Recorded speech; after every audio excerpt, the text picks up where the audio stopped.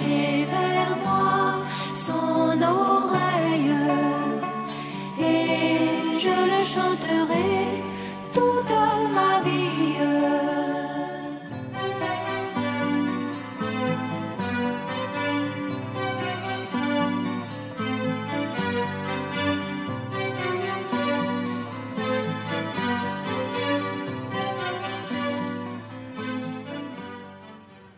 Seigneur notre Père, Seigneur notre Dieu, nous avons écouté cette merveilleuse parole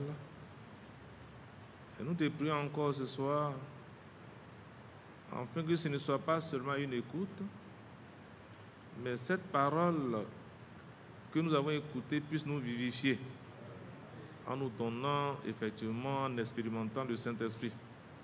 Ce n'est pas avec encore ces quelques mots que je vais dire selon que tu me donneras l'inspiration selon le Saint-Esprit. Père Tout-Puissant, nous puissions être vraiment remplis de ta vie. Nous comptons vraiment sur toi, au nom de Jésus-Christ. Amen. Veuillez vous asseoir, frères et sœurs. Je pense que c'est le début du message que nous avons écouté le dimanche. Et on va lire une parole, on a compris déjà ce que c'était la mécanique et la dynamique.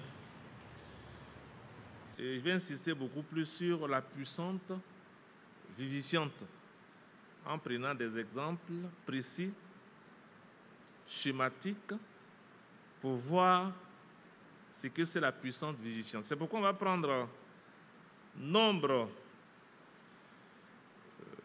17. Nombre 17.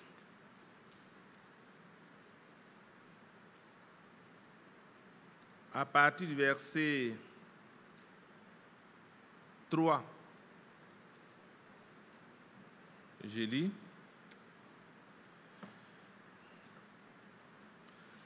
Tu écriras le nom de chacun. Bon, on commence au verset 2 pour mieux comprendre. Parle aux enfants d'Israël et prends d'eux une verge selon les maisons de leurs pères. Soit 12 verges de la part de tous les princes selon les maisons de leurs pères. Tu écriras le nom de chacun sur sa verge. Le nom de chacun sur sa verge. Et tu écriras le nom d'Aaron sur la verge de Lévi. Car il y aura une verge pour chaque chef des maisons de leur père. Tu les déposeras dans la tente d'assignation devant le témoignage où je me rencontre avec vous. Verset 5. L'homme que je choisirai sera celui dont la verge fleurira. Et je ferai cesser devant moi les murmures que profèrent contre vous les enfants d'Israël. Verset 6. Moïse parla aux enfants d'Israël, et tous les princes lui donnaient une verge. Chaque prince, une verge, selon les maisons de leurs pères, soit 12 verges. La verge d'Aaron était au milieu des leurs. Verset 7. Moïse déposa les verges devant l'Éternel dans la tente du témoignage. Verset 8. Le lendemain, lorsque Moïse entra dans la tente du témoignage, voici, la verge d'Aaron pour la maison de Lévi avait fleuri. Elle avait poussé des boutons, produit des fleurs et mûri des amandes. Que le Seigneur bénisse la lecture de cette parole. Frère, pourquoi parle-t-on de puissante vivifiante ou bien c'est quoi la puissante vivifiante? J'ai voulu que nous lisions ces paroles avant d'entrer sur ce que le frère Branham a dit. Ici, il s'agit des enfants d'Israël qui murmuraient. Et le Seigneur a dit à chacun, parce que là-bas en Israël, chaque tribu, chaque chef de tribu avait une verge. Et sur chaque verge était écrit le nom du prince, du chef. Et donc ça identifiait, n'est-ce pas, la tribu par le chef qui portait la verge.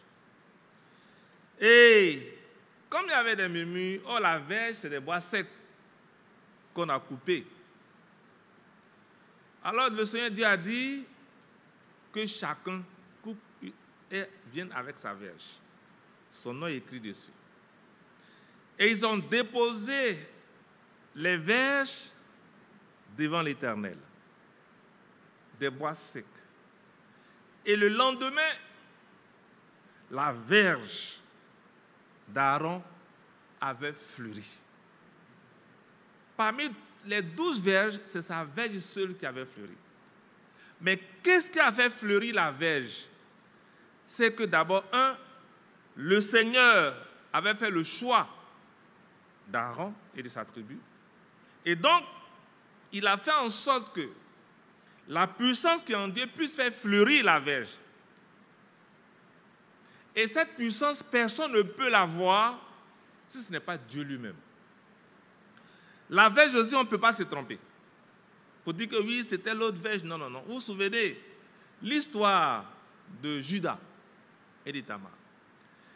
Quand il est allé, puisque les enfants de Judas étaient morts, l'autre était mort, donc Judas a promis de donner à son petit garçon qui allait grandir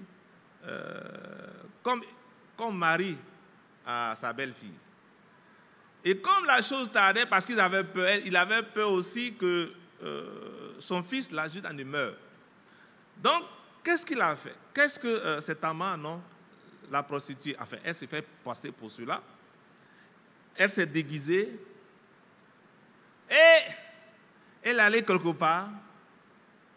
Et elle a eu des rapports avec Judas, le père. Alors, elle a conçu. Et ce jour-là, notre Judas n'avait pas d'argent à payer. Mais Dieu, il est Dieu. Et il lui a dit, bon, c'est pas grave. Donne-moi ta verge. Et puis aussi, il y avait un autre matériel qu'il avait donné. Donne-moi ça, ça me suffit. Et il a dit que le lendemain, donc c'était un peu la garantie. Donne-moi ça. Et le lendemain, quand tu vas envoyer, tu vas venir avec mon argent, je vais te donner tes verges, tout ça. Les objets qui t'identifient. Le lendemain, Judas est venu, la femme n'était plus là. Oh, Frère, c'est mon pas de Dieu. La femme n'était plus là, parce que ce n'était pas une prostituée. Elle réclamait son droit. Et on a su que cette femme était enceinte. Et Judas, il va maintenant jouer le justicier. Il dit, ah d'accord. Certainement, je voulais te donner mon fils, certainement. Et puis tu es enceinte. On doit te lapider. C'est Judas qui dit ça. On doit te lapider. Ah. Et c'était comme ça. Ils sont allés à la place. Et certainement que quand c'est comme ça, tu as la force de venir avec peut-être son boubou, le caillou. Mais quand tu disais, c'est le premier qui jetait la pierre. Alors, la femme était là, toute tremblante. Bon, elle ne tremblait pas, mais elle savait ce qui se passait. Elle avait gardé la verge, et puis il y avait aussi il y avait autre chose. Il y avait la verge, et puis il y avait autre chose, je ne me rappelle plus, si vous vous souvenez. Comment? La quoi? Son cachet, merci. Merci. La verge et le cachet. Alors, Judas, frère, c'est comme ça qu'on se rend justice. Hein? Frère, on ne peut pas se cacher devant le Seigneur. Et Judas dit, voilà, mais elle a péché. Elle a péché. On doit te lapider, certainement pour libérer maintenant sa maison. Ouf, son fils sera, comme on appelle ça, en sécurité. Parce que cette femme-là, bon, elle m'embête trop, je suis fatigué. Ok, je mérite que j'ai péché, c'est vrai, j'ai pris grossesse. Mais alors la femme se tient là. Et elle dit, Judas, beau-père, c'est toi que j'appelle d'abord. À qui est cette vierge et à qui est ce cachet? Ah, c'était compliqué. Il dit, c'est moi. Alléluia. Il a reconnu que c'était lui. Pour dire, la verge et le cachet identifiaient formellement l'attribut, bien le prince.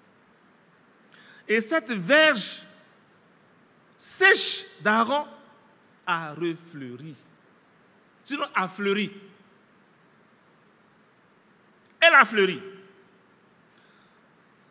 Frère, un bois sec a fleuri. Un bois sec a fleuri.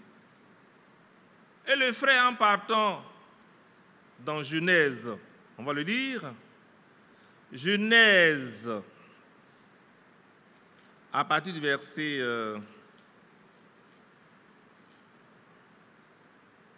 3, Genèse 1, verset 3, dit, Dieu dit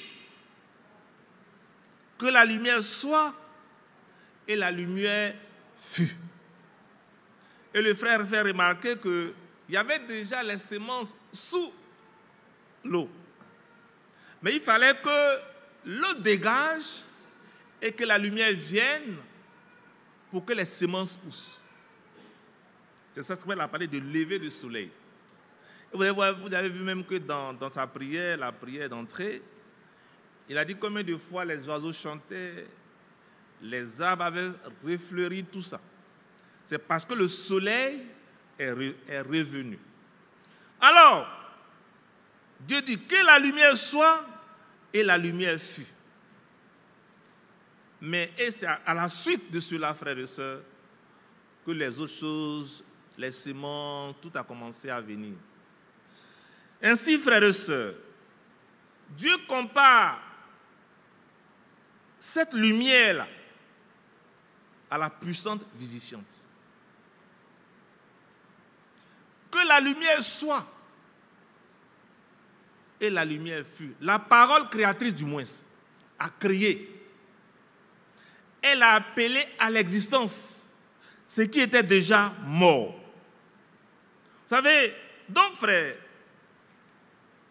la parole a appelé à l'existence ce qui était déjà mort. Pour encore comprendre, ça j'ai pris terre à terre dans la Bible, dans la vie médicale par exemple, vous voyez souvent, quand tes yeux, là, le nerf optique pour certains, quand le nerf optique est mort, il peut y avoir d'autres infections. Souvent l'œil est là bien, on voit l'œil qui est là, mais il ne voit plus. Il n'y a pas de... Et qu'est-ce que les médecins font souvent, les spécialistes font? Ils enlèvent, ils font une éviction. Ils enlèvent l'œil qui est mort parce que ce œil ne sert plus à rien et on met un artifice, une prothèse. Vous pensez que la personne voit, mais au fait c'est toujours une prothèse. Il n'y a plus de vie dans cela. Et ici c'est aussi la même chose. Que le bras qui est nécrosé, qui est mort, on peut le toucher, on peut tout faire, on ne sent plus rien. Et la médecine ne peut plus faire quelque chose. Ce qui reste à la médecine, c'est d'être amputé. Or, pour Dieu, la puissance que Dieu donne, il donne la vie à ce corps-là qui est mort. C'est ça la puissance vivifiante qui donne la vie. Vous voyez, c'est ça. Vous comprenez, c'est ça la puissance vivifiante qui donne la vie. Dieu ne vient pas pour amputer le pied ou bien le bras, mais pour montrer que c'est lui qui a la vie, il fait renaître le bras. Et l'œil même qu'on a mis peut-être une prothèse, Dieu fait en sorte que l'œil même qui était mort, il donne la vie à l'œil pour que l'œil revoie à nouveau. Et Dieu seul peut faire cela, frères et sœurs. Et donc c'est ce qu'on appelle, par cette puissance-là, c'est la puissance vivifiante. Et c'est comparé au Saint-Esprit. C'est pourquoi quand on prend Romains 11, Romains 8, verset 11, on va le voir, Romains 8, verset 11, pour mieux voir cela. Romains 8, verset 11, dit quoi? Et si l'esprit de celui qui a ressuscité Jésus d'entre les morts habite en vous, celui qui a ressuscité Christ d'entre les morts rendra aussi la vie à vos corps mortels par son esprit qui habite en vous. C'est pas le frère a dit, la religiosité ne sert à rien. Si tu n'as pas cette puissance vivifiante en toi, ça ne donne nous rien, frères et sœurs. C'est pourquoi tout ce que nous faisons, écoute, parole, je me suis fait baptiser, c'est bon. Mais tu dois faire en sorte que la puissance qui donnera la vie à ton corps quand tu seras dans la tombe puisse renaître. Et vous savez, donc c'est ça un peu la puissance vivifiante, frère. Et vous savez, frère, les anciens, parlant de Joseph, qu'est-ce qu'il a dit? On va prendre, je ne sais pas si je l'ai noté quelque part, Joseph, prenons Exode 13, verset 19. Exode 13, verset 19. Moïse prit avec lui les os de Joseph, car Joseph a fait jurer les filles d'Israël en disant, Dieu vous visitera et vous ferez remonter avec vous mes os loin d'ici. Voici Joseph. Voyez, Joseph qui est un prophète. Et il savait que Dieu allait les visiter. Donc pour lui, comme ils sont le peuple d'Israël, le peuple physique de Dieu, ils sont liés à un lieu physique. Il dit, prenez mes os ici, frère, et remontez là, parce que c'est que Dieu va vous visiter. Vous devez aller enterrer mes os dans le pays promis. Parce qu'il savait, frère, que Dieu allait les visiter. Frère, qu'est-ce que des os? Et comment se fait-il que Joseph, qu'on appelle Moïse, qui a appris à l'école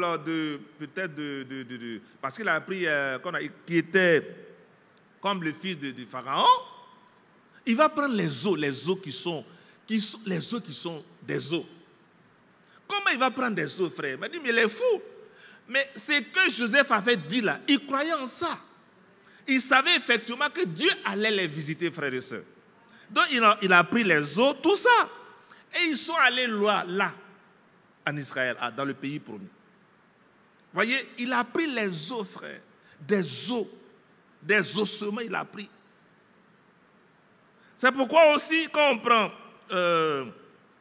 Job 19, verset 25, allons-y, frère, Job 19, verset 25, il dit, mais je sais que mon Rédempteur est vivant et qu'il se lèvera le dernier sur la terre. Quand ma peau sera détruite, frère, ces hommes-là, ils ont expérimenté déjà ce qui allait venir, cette puissance vivifiante. Parce qu'il sait qu'il n'aurait plus de chair, il n'aurait plus rien, mais il sait qu'il y a une puissance qui viendrait, qui allait redonner vie à ses os. C'est pas, il dit, il se lèvera après que ma peau aura été détruite. Frère, ta peau est détruite, tu n'as plus d'os, tu n'as plus de chair, rien. Et il dit, après que ma peau aura été détruite, moi-même, je le contemplerai. Je le verrai. Ah! Alors que quelqu'un qui est mort, pourri, les yeux, mais pas les premiers objets, enfin les premiers organes déjà, quand tu es mort, ce sont les os, hein, les yeux, les intestins qui pourrissent le premier. Donc, c'est pas quand quelqu'un meurt déjà, vous voyez que les yeux sont partis. Mais il dit, je le verrai, non frère, remontons, voilà. Quand ma peau sera détruite, il se lèvera, après que ma peau aura été détruite, moi-même, je contemplerai Dieu. Je le verrai et il me sera favorable. Frère, mes yeux le verront et non ceux d'un autre. Mon âme languit d'attente au-dedans de moi, frère. Donc c'est pourquoi, frère, les jours que nous vivons, Moïse, Joseph, Job, ils ont voulu voir ça. Ils ont voulu voir ces jours-là. Et il dit, mon âme languit au-dedans de moi. C'est-à-dire qu'il veut vite voir ça, frère et sœur. C'est pourquoi aujourd'hui, frère, nous qui avons reçu ce message de la fin des temps, comment nous devons bouillir en nous pour que la puissance du Saint-Esprit vienne en nous. Parce que, frère, sans ça, notre adoration est vaine. Notre adoration est vaine, frère. C'est pourquoi il a dit, quelle que soit la religiosité que tu fais, si tu n'as pas cette puissance vivifiante en toi, c'est zéro. C'est pourquoi, frère, il a dit à Pierre, quand tu seras converti, affermis mes frères. Ils pouvaient s'arrêter aux puissants parce qu'ils sont allés, des malades ont été guéris, puis ils pouvaient s'arrêter là pour dire, mais nous on fait de grandes choses. Non, frère. Mais il a dit d'attendre d'abord pour être rempli de cette puissance vivifiante, frère. Et la manifestation de cette puissance vivifiante qu'ils avaient en eux, seulement quand ils passaient, frère, cette puissance aussi se retrouvait dans les ombres pour guérir les malades. C'est ça, frère, c'est ça. Parce que toi, ton corps, il est mort, ton corps, il est pourri. Là même, peut-être que là, ils ont fait des maisons, ils ont fait des citernes. Mais Dieu, le Seigneur, Dieu dit, la puissance qui est en toi, là où ils ont creusé, ils ont mis un béton sur toi, cette puissance va briser le béton. Parce que rien ne peut résister à cela. Ainsi, frère, il dit, comme on l'a dit, je verrai mon Rédempteur, et non pas les yeux, et non ceux d'un autre. Mon âme languit d'attente au-dedans de moi. Frère, c'est ça la puissance vivifiante. Et la puissance vivifiante, simplement, frère, c'est le Saint-Esprit en nous. Christ en nous, l'espérance de la gloire. Si tout ce que nous faisons, frère, on n'a pas le Saint-Esprit en nous, c'est zéro. Mais encore, il faut dire, frère, c'est une grâce. Parce que depuis que le Saint-Esprit est descendu, il n'est plus remonté. Donc, il faudrait que le Saint-Esprit que le Seigneur nous a donné puisse maintenant être manifeste en nous. Chacun doit l'expérimenter. Pas parce que ton frère... Non, mais toi-même, tu dois expérimenter cette puissance. C'est parce qu'il a dit que quand Christ souffrait, on souffrait avec lui. Quand il est mort avec nous. Quand il a été mis dans la tombe, il a été mis dans la tombe avec nous. Quand il est ressuscité avec nous. Et quand il est monté, il est allé pour nous faire asseoir dans les lieux célestes en Jésus-Christ. Frère, quand on a cette expérience, frères et sœurs, est-ce qu'on peut avoir peur de la mort? Rien. Mais là, tu es sûr que tu as reçu en toi la puissance du Saint-Esprit. C'est ça. Donc, la puissance du Saint-Esprit doit être en nous. Et il a dit, frère, il dit, tout pouvoir m'a été donné dans le ciel comme sur la terre. Et cette puissance qu'il a reçue, il n'a pas caché ça, frère. Il nous l'a donnée. Mais cela, des choses doivent être manifestes en nous. Ça, c'est une réalité vivante que nous devons expérimenter. Et il a dit aussi, frère, que toute la sémence a participé à la résurrection. Et nous, frères, si effectivement la semence de Dieu est en nous, la parole de Dieu est en nous, si nous avons reçu cette parole, on doit naître de nouveau. C'est ça la nouvelle naissance. On va prendre Jean 1, je crois que c'est Jean 1. Jean 1. Ok.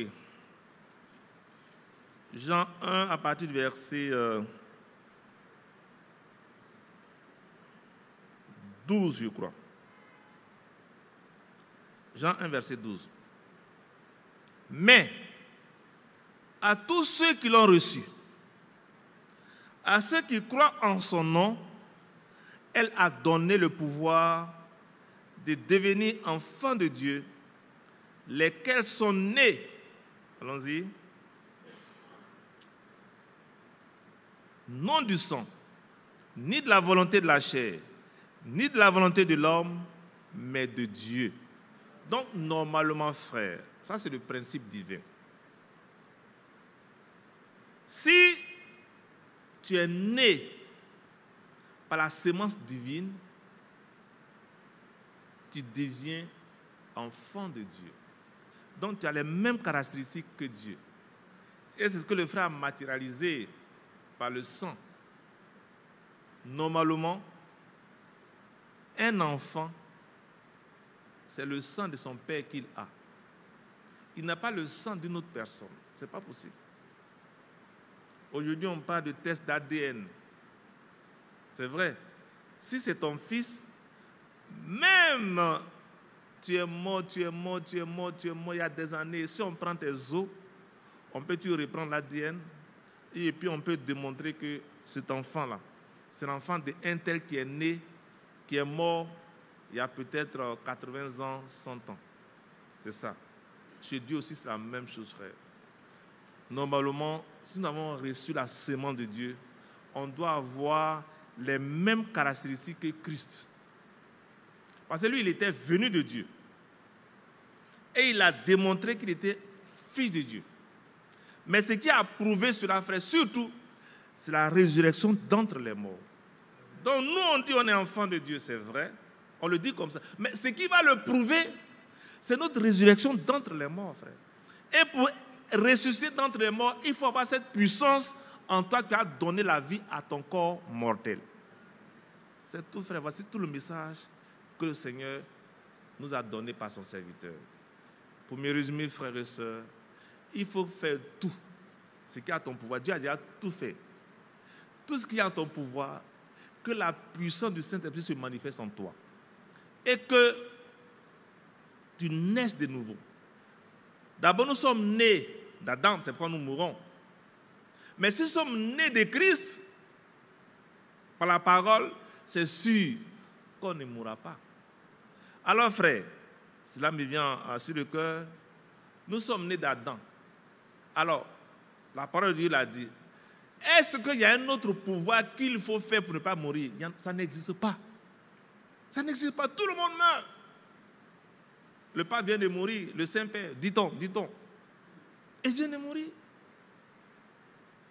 Ils sont en train de faire ses funérailles. Et le frère a dit, comme avec tous les honneurs. Vraiment que le Seigneur fortifie la famille, c'est important, la famille des religieux. Mais c'est pour dire, frère, il est mort. Mais notre Saint-Père, lui, ne mourra jamais. Il ne mourra jamais, frère. C'est pas ce qui est de Dieu, il faut laisser ça à Dieu. Il faut laisser ça à Dieu, frères et sœurs. Et maintenant, nous qui sommes nés de Christ, frère, selon la chair Adam, nous mourrons. Mais normalement, si nous avons reçu la sémence de Christ, nous ne mourrons plus jamais. Frère, ça c'est la loi de Dieu. Et qu'est-ce que tu fais pour ne pas mourir selon Adam? Tu vas aller à l'hôpital, tu as tout fait, tu as mouru. Mais selon Christ, là aussi tu n'arrives. C'est-à-dire quand tu crois aussi et que la sémence de Dieu est en toi et que tu reçois la vie de Christ, tu ne mourras aussi pas, tu ne mourras jamais. Les deux lois sont là. La loi selon Adam, à laquelle tout le monde est soumis, et la loi de l'Esprit selon Christ, à laquelle seulement ceux qui sont prédestinés et qui sont enfants de Dieu aussi, cette loi à laquelle les enfants de Dieu sont soumis. Oui, ils sont soumis à cette loi de vie. Et qu'est-ce que tu fais pour vivre éternellement? Il n'y a rien. Puisque tu crois en Jésus-Christ et que tu as reçu la semence de Dieu, tu deviens une nouvelle personne. Tu reçois la vie de Christ et tu ne meurs plus jamais. C'est la loi de Dieu, frère. C'est pourquoi c'est une grâce que Dieu nous a faite en recevant cette parole pure, cette parole sainte, cette parole non frélatée. Parce que, frère, pour parler de dire que je suis né de Dieu, il faut être né de la pure parole de Dieu. Pour dire que un tel est mon père, il faut être sûr que c'est cet homme-là qui allait avec ta maman. Oui, faut être sûr. Parce que la femme, elle peut recevoir toutes sortes de semences. C'est comme la terre qui est là, le sol qui est là. Jeter toutes les semences peuvent pousser. Et c'est ça. Donc, comme aujourd'hui on dit, oui, je suis enfant de Dieu, mais est-ce que tu as cette puissance vivifiante en toi, la puissance qui vient de Christ. Frère, voici pourquoi ce message est très important et ne pas faire la religion. Ce n'est pas une question d'être pasteur, une question d'être ancien, une question de... Non, non, mais c'est de croire véritablement dans la parole vraie. La parole pure, telle que Christ l'a laissée aux disciples. C'est pourquoi, frère, comme c'est tellement important que le diable aussi fait ses enfants et puis il camoufle les choses. Il camoufle les choses. Dieu en fait en sorte que cette parole puisse passer par les serviteurs que lui il a mandatés pour qu'elle soit gardée pure. Non, non, non, non, frère Laté. Et cette parole est venue jusqu'à nous, frère. Et nous devons la garder pure. Et c'est cette pureté que nous devons recevoir dans la douceur. C'est ça, c'est avec douceur que nous devons recevoir cette parole. Et si nous avons douceur, c'est sûr, et qu'elle vient en nous, frère, l'Esprit de Christ, le Saint-Esprit, frère, sera en nous. Et plus désormais, nous ne mourrons plus jamais. Oui, frère, si tu as ça, si tu as cette puissance-là, la puissance vivifiante du Saint-Esprit, frère, tu as tout gagné. Tu as tout gagné. Tu ne vas plus aller quelque part parce que tu n'as pas mangé, tu es dans les problèmes pour aller encore être dans la servitude. Non, frère. Si on a cette vie en nous, on ne sera plus dans la servitude. Non, non, non, non, non. Christ nous a libérés de la servitude. Et même comme on vient de le lire, les anciens, dans l'Ancien Testament, ils vivaient dans l'espérance que Christ allait mourir. Dans l'espérance. Et comme ils avaient cette espérance, quand Christ est mort, la preuve, la Bible dit quoi? Ils sont ressuscités. Pour dire ce qu'ils croyaient là n'a pas été vain. Dieu a posé son cachet dessus. Pour dire ce que Moïse a cru, ce que Joseph a cru, ce que David a cru, ce que les anciens ont cru, cette chose est venue jusqu'à nous et elle est vraie et valable. Frère, à l'époque, il n'y avait pas de Bible, mais aujourd'hui, frère, on a tout pour croire. Et encore, aujourd'hui, on doit croire, c'est là même qu'on ne croit pas. Aujourd'hui, on a tout, mais c'est là aussi, il y a toutes sortes de difficultés. Que le Seigneur vraiment nous aide à demeurer dans la sobriété, à demeurer dans le respect, dans l'obéissance, afin que, comme le frère l'a dit, l'aigle voit tout. Il dit, déploie tes ailes. C'est ça, la mère aigle a dit, déploie tes ailes, déploie tes ailes. Parce que tu n'es pas une poule, tu dois monter. Et je suis convaincu que nous qui sommes ici, qui croyons selon Dieu, chacun doit faire l'expérience de cette puissance vivifiante qui nous donne la vie. Adam a été un esprit, il devient une âme vivante. Il vit, comme nous on vit, mais c'est Christ qui est devenu l'esprit qui donne la vie, qui vivifie. Comme j'ai pris l'exemple de celui qui a l'œil, c'est ici, celui-là, et que tout ce qui est mort, il peut redonner vie à cela. Que le nom du Seigneur soit loué et glorifié. Frères, prenons courage, mais sachant que c'est un don. C'est un don et c'est gratuit. Mais il faut s'en approprier parce que Dieu l'a dit. Et si Dieu l'a dit normalement, tu dois maintenant l'expérimenter. On va lire, avant que le frère n'arrive, Acte 2, verset 38. On va le lire. Je lis. Pierre leur dit, repentez-vous et que chacun de vous soit baptisé au nom de Jésus-Christ pour le pardon de vos péchés. Et vous recevrez le don du Saint-Esprit. C'est ce qu'elle a. Vous recevrez le don du Saint-Esprit. Est-ce que tu t'es repenti? Est-ce que tu t'es baptisé au nom du Seigneur Jésus-Christ? Si c'est fait, tu as le pardon de tes péchés. Si tu crois que tes péchés sont pardonnés là où tu es assis, normalement, le Saint-Esprit aussi t'est donné gratuitement. Et il dit, et vous recevrez le don du Saint-Esprit. Allons-y, frère. Car la promesse est pour vous, pour ceux à qui il parlait, pour les enfants qui étaient là, et pour tous ceux qui sont loin, comme nous, en aussi grand nombre que le Seigneur notre Dieu les appellera. Frère, c'est la parole de Dieu. Donc le Saint-Esprit, Dieu nous le donne gratuitement. Et nous l'avons. Mais il faut croire pour qu'il se manifeste en toi. Bon, quand tu dis oui, mes péchés sont pardonnés. Bon, qu'est-ce qui le prouve? Non, frère, non. Est-ce qu'il y a quelque chose de factuel qui le prouve? Frère, est-ce qu'il y a quelque chose de factuel? On t'a donné l'argent. Mais tu crois que tes péchés sont pardonnés? Et puis c'est vrai. Si tu crois que tes péchés sont pardonnés, crois aussi que le Saint-Esprit, le Seigneur te l'a donné. C'est comme ça. Maintenant, si tu crois qu'il te l'a donné, frère, les actes du Saint-Esprit vont suivre dans ta vie. Et on verra, comme l'a dit Galates 5. Frère, on va prendre Galates 5, verset 19. Galates 5. Le fruit de l'esprit. Si tu as cette puissance vivifiante en toi là, bon. Allons à 20. Voilà. Mais le fruit de l'esprit, l'esprit qui vivifie, qui donne la vie là, c'est l'amour. Donc normalement, si tu as cet esprit qui vivifie en toi, tu dois avoir l'amour. La joie. Oui, frère, on l'a dit la dernière fois. Réjouissez-vous, je le répète, réjouissez-vous. Maintenant, tu es là. Depuis même dimanche où la parole de Dieu a été apportée, jusqu'à ce jour-là, tu n'as pas la joie. Bon, je ne dis pas que tu n'as pas le Saint-Esprit, quoi. Mais toi-même, il faut regarder dans le miroir. Depuis ce jour-là. Et puis, tu es irrité. À la maison même, tu as l'Esprit de Christ, hein? Tu as le Saint-Esprit, mais déjà, tu es fâché. On ne peut pas même pas... C'est-à-dire que si les enfants te fâchent, c'est comme un chien. Non. Oui, frère. C'est comme un chien ou bien une chienne. Tu es rempli du Saint-Esprit. C'est pas moi qui dis, hein, tu as la joie. Même si rien ne va, ton visage dégage la joie. C'est ça, frère. Oh, il y a des frères, il y a des sœurs.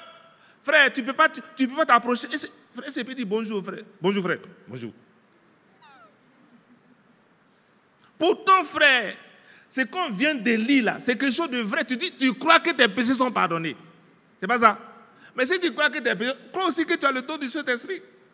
Et qu'il doit être maintenant manifeste en toi. Donc, tu dois avoir l'amour. La joie. Oh, même si rien ne va. Je le disais la dernière fois. Tu as eu au moins, parce que c'est ce qu'on faisait quand on était au collège quelque part. C'était à Gagnoua. Tu n'as rien même pour manger. Donc, qu'est-ce que tu fais? Le lendemain, là, les gens viennent prendre les pains pour aller donner ça au porc. Donc, ce qui est dans la Bible, là, c'est vrai. Hein? Frère, si vous n'avez pas vécu ça, vous pensez que c'est amusement. Tu vas devant la boulangerie. Ah, monsieur, les pains, là, souvent, les femmes viennent prendre ça pour aller. Il dit, ah, chef, monsieur, pour un petit pain, même, c'est bon. Si tu as ça, là, frère, c'est dans ça que tu dois avoir la joie. Il ne faut pas regarder pour l'autre, le pain là même, il attend. Le pain finit ça sera cuit dans 5 minutes. Moi, j'attends le pain qui va finir dans 5 minutes. Oh, toi-même là, tu attends le pain depuis 24 heures. Mais le pain depuis 24 heures là, tu es heureux parce que Dieu te l'a donné. Donc tu as dit, oh Seigneur, voici mes collègues, mes enfants. Et non seulement il a le pain chaud, ce n'est pas suffisant. Il va prendre du pâté. Il va prendre des frises. C'est-à-dire que quand il ouvre le pain, là, c'est tellement plein qu'il ne peut pas fermer. Mes frères, c'est dans ça qu'on doit avoir la joie. Hein? Quand rien ne va, là, frère. Quand tu dois quitter ici, étudiant, tu dois quitter Yopougon, marcher pour aller jusqu'au campus. Nous, on l'a fait. Vous connaissez nos chemins? On quittait ici, on descendait par Mosikro, on passait par... le quartier qui est là, où il y a l'histoire des Vierges Marie. Là. Philémon. Hein. Cité Fermont. Oui, Cité Fermont. On descend vers. On prend la route qui passe par CBCG là. Tous on connaît. CBCG. Mais tu es allé comme moi, tu es allé frauder bus. Un chrétien ne fraude pas bus. Apprenez à souffrir pour le Seigneur. Et puis tu as dit, Seigneur, donne-moi 200 francs pour... Mais les anciens ont marché. Tu as dit, frère, les temps ne sont plus... Dieu ne change pas, frère. Dieu ne change pas, frère. Et il fait grâce à qui il veut. Toi-même qui as 2 pieds pour marcher, pour prendre souvent on prend le 11, on te dit tu marches. Il y a certains qui sont à l'hôpital. Ils t'envient. Quand tu viens les dire bonjour, ils disent, oh mon frère, si je pouvais être comme toi. Mais toi, tu as les 2 pieds. Tu n'es pas satisfait, tu veux d'abord 200 francs. Mais tu n'as pas ça. Maintenant, ça, comme tu as l'esprit vivifiant en toi, frère, tu dois avoir la joie. La joie, frère. Et puis, parce que souvent, quand tu n'as rien là, pour celui qui n'a pas Jésus-Christ, tous les nerfs.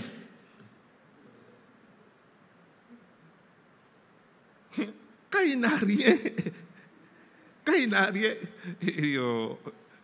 tu vois, je peux avoir des... Oh, toi-même, est-ce que tu as bien réfléchi même? Tu ne vois pas où je suis assis là. Frère, on est chrétien, mais on n'est pas chrétien.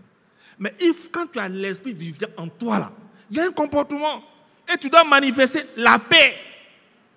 Quand bien même tu vas quelque part, les gens n'ont rien, mais quand tu vas, frère, quand tu racontes ton expérience que le Seigneur te permet de vivre, ceux qui sont autour de toi disent, frère, on est heureux de te voir. Sœur, on est heureux de te voir. Et ils n'auront même pas besoin de quelqu'un qui a des millions, mais toi-même qui n'as rien là, là où tu es, tu dégages la paix. C'est ça l'enfant de Dieu, frère et sœurs. C'est ça. Et tu vas voir que le Seigneur, dans ça, il va pourvoir pour toi. Mais tu es là, le visage n'est pas... Mais tu me fies, la bouche est fermée. On va te reconnaître. Comme tu es la seule personne au monde qui souffre, frère et sœurs. Il dit quoi? La patience. Quand tu as demandé quelque chose au Seigneur, tu attends. Tu attends. Oh, j'ai prié à ma soeur pour se marier, ma soeur aussi pour elle arriver. Dieu l'a même, s'il ne m'a pas oublié même. Aujourd'hui, j'ai 30 ans.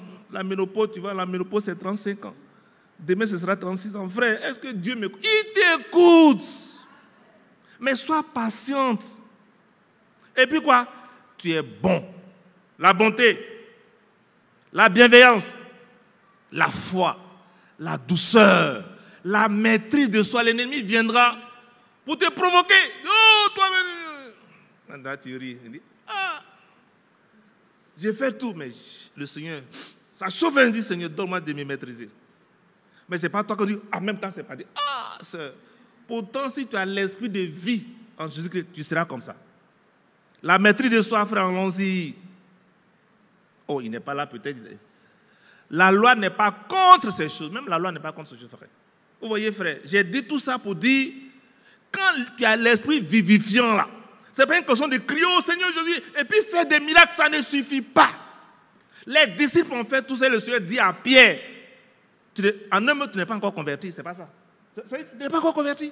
Pourquoi? Parce que tu n'as pas encore reçu l'esprit vivifiant. Frère, c'est ça. Faire des miracles, c'est bon, hein? Mais il faut avoir en toi l'esprit, le Saint-Esprit, dans ton âme.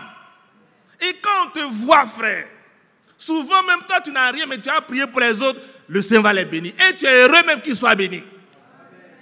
Parce que le don que Dieu t'a fait, ce n'est pas pour toi, hein? C'est pour ceux qui sont autour de toi. Et quand tu les vois être bénis, être fleuris, toi-même tu dis, Seigneur, merci, je te loue, je te glorifie, parce que j'ai prié pour mon frère, j'ai prié pour ma soeur. Elle a eu ça, je suis heureux. Et puis tu vas voir en retour, que la bénédiction que Dieu, en retour, ça retombe sur toi. Pierre, il dit, Seigneur, j'ai péché toute la nuit, sans rien prendre. Toute la nuit, je n'ai rien pris. Oh, d'accord. Comme il est obéissant,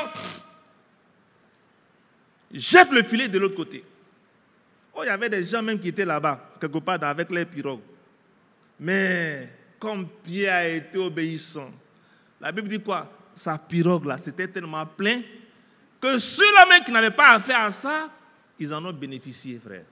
C'est ça le chrétien. Quand tu es là, ta paix contamine les autres.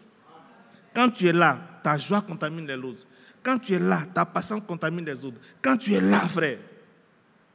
Et tout ce qui fait ça, c'est la puissance de Dieu qui est en toi. Et tu vas voir, comme Élie, j'ai ordonné à une femme veuve de te nourrir. Et puis, il va vers la femme là. C'est pas ça? Il va vers la femme. Femme! Oh, c'est tout ce qui reste. C'est tout ce qui reste à manger. C'est tout ça. Il vient manger et puis j'ai dit, il faut faire d'abord pour moi. Si c'était nous dit, ah, vous êtes sûr que c'est un prophète?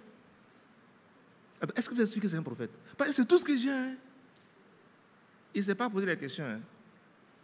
Mais déjà avec le peu qu'il avait et qu'il a donné sa propre subsistance, c'est que ce qui devait lui permettre de vivre demain, il a donné ça à l'homme de Dieu selon Dieu. Cette femme est restée, elle n'est pas restée dans la misère, Dieu l'a bénie. Bien-aimés frères et sœurs, vous qui êtes ici, sachez que Dieu a veillé sur cette parole pour qu'elle soit pure, pour qu'elle vienne en toi, pour que aussi ceux qui reçoivent cette parole, toi aussi tu deviennes pur. C'est ça, la parole de grâce que Dieu nous a donnée. Que Dieu vous bénisse. Alors on dit, tu es sec, tu es sèche. Quand on te voit même, on détourne la tête. Et souvent, excusez-moi, hein? D'accord. Je lis ça tout à l'heure. Vous allez voir, hein? Vous voyez, pour ceux qui sont passés par Divo, vous voyez, il y a une femme qui a une nasse au dos, là, une statue. Vous la voyez, non? Une statue, ils ont fait une statue à Divo, à l'entrée de Divo. Chez nous, à Divo, bon, au pays d'Ida, on porte les nasses. Et ces vieilles femmes-là, souvent, ces vieilles femmes, je ne sais pas si elles disent cet âge encore, souvent quand elle va au champ, là, elle a la nasse au dos, c'est ça, là. Il n'y a rien dedans, c'est-à-dire que ça prend comme ça. Et puis elle va. Même si toi tu es impudique jusqu'à tu ne veux pas la voir et puis chose. C'est pas ce que me fait comprendre. Elle n'a pas posé, elle n'a rien. Elle a atterri et puis elle va comme ça. Elle a la nasse au dos. Et puis Dieu dit à celle-là, tu as encore à avoir enfant. Tu vois ça? Parlant de Sarah. J'ai fait un peu l'image, je dis, ah, vraiment Abraham était un homme vraiment selon Dieu aussi. Et puis il a cru. Il n'a pas dit que ma femme là, ah, Dieu. Donc aussi Sarah a fait aussi sa doctrine. Il dit, Dieu t'a promis, c'est vrai, mais prends ma servante, parce qu'elle est sainte ferme, elle est bien jolie. Dans l'espérance d'avoir l'enfant promis, mais Dieu dit, c'est pas par celle-là, mais c'est celle qui est incapable là. C'est elle que moi je vais rendre capable pour que mon enfant naisse. Frère, souvent Dieu veut se manifester en toi, mais tu es tellement intellectuel, tu es tellement rationnel, que ça passe à côté de toi. Avec Dieu là, mettez la rationalité. C'est-à-dire qu'il faut croire. Quand tu crois là, tu vois la gloire de Dieu. Mais quand comment on appelle ça? Tu raisonnes, c'est ça la rationalité, ce qui est intellectuel.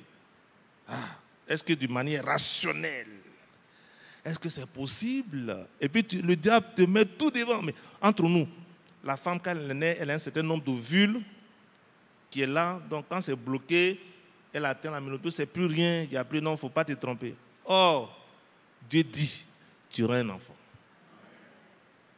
Le frère, dans sa prière la dernière fois, le frère Franck, il en a parlé. Il dit, c'est à qui la médecine t'a dit, tu n'auras plus d'enfant, laisse-moi te dire que tu auras un enfant.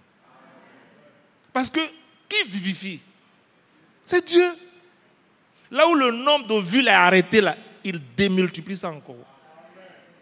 Donc il faut croire, il faut tout faire pour avoir cette puissante vision à toi. Croire avec Dieu, il ne faut pas raisonner. On va prendre Galates 3, verset 13. On va le lire. Galates 3, verset 13. Galates 3, verset 13.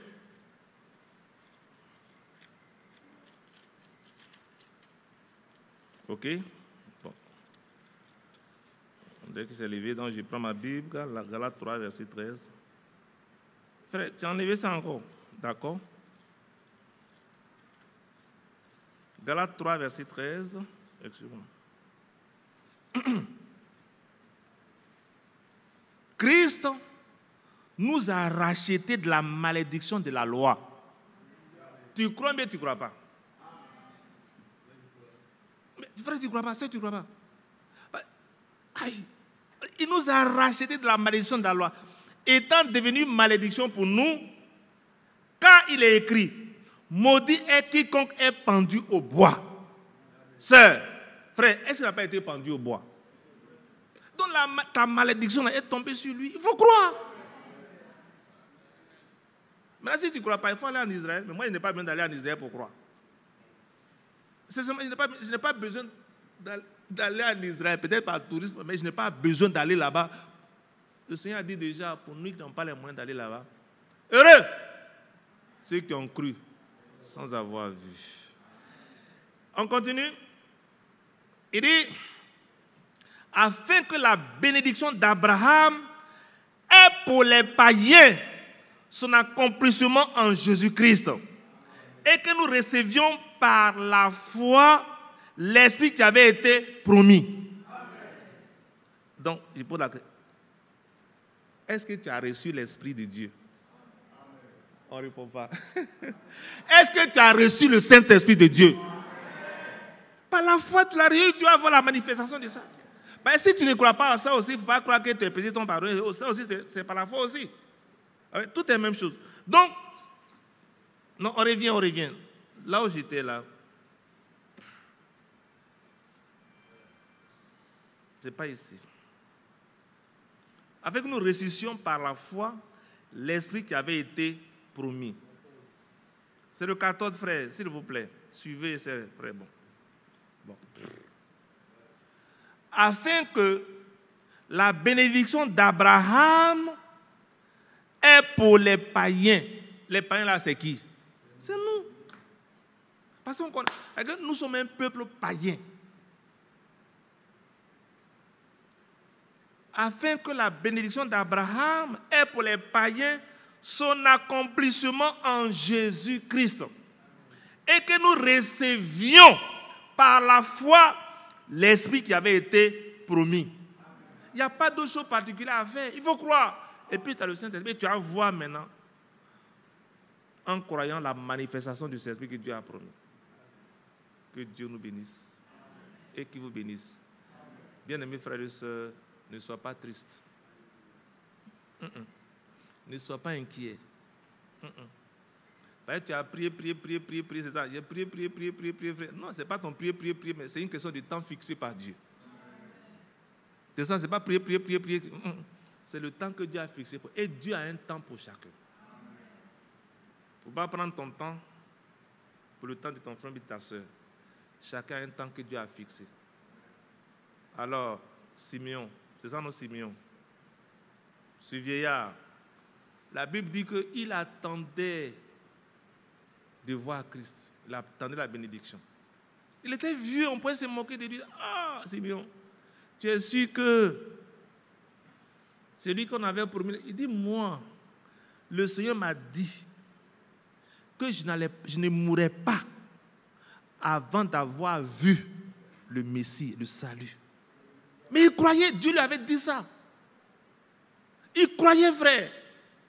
Et quand il a vu, il dit, enfin Seigneur, j'ai vu ton salut. Pourtant, il avait vieilli, hein, frère. Si c'était aujourd'hui, il a dit, frère, est-ce que tu es sûr que c'est Dieu qui t'a parlé? Tu es sûr, frère? Et puis, c'est des frères, même des sœurs qui vont te décourager. Frère, nous sommes aussi spirituels.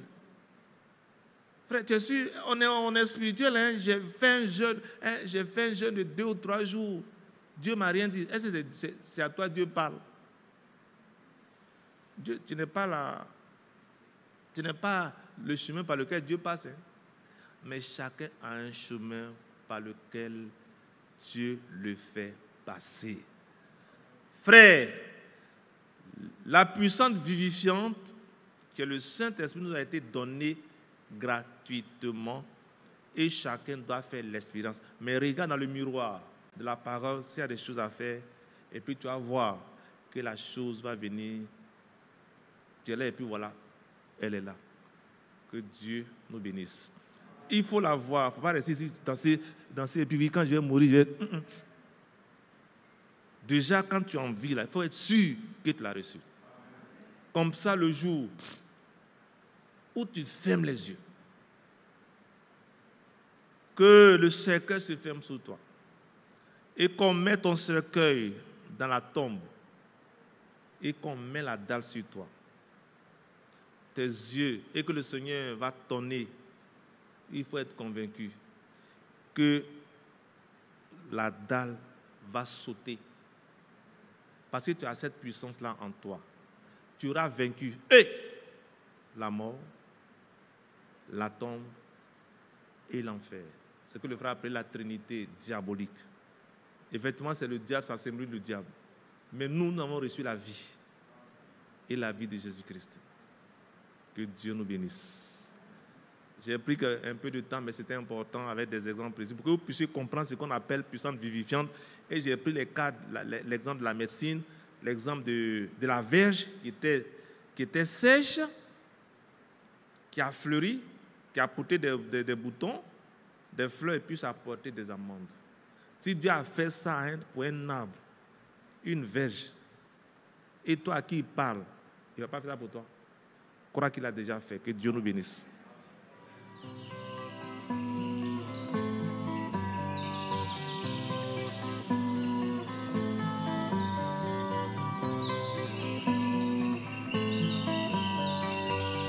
J'aime l'Éternel, car il entend ma voix. Il a penché vers moi son oreille, et je le chanterai.